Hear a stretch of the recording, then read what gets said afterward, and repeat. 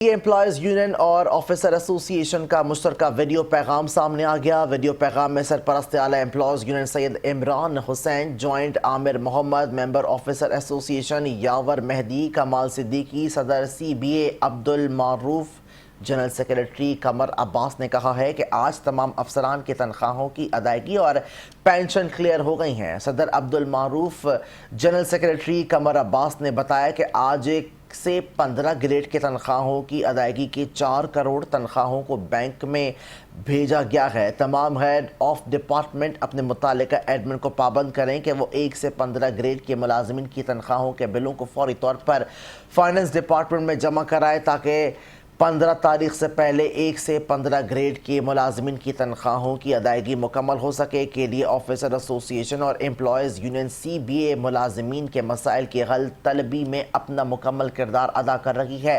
ہم ملازمین کے شانہ بشانہ کھڑے ہیں۔ ہم اظہار تشکر کرتے ہیں ڈائریکٹر جنرل آصف جان صدیقی اور ممبر فائنانس کاشف خان اور ڈائریکٹر سہیل باسط سے جو تنخواہوں کی ادائیگی میں مکمل تعاون کر رہے ہیں۔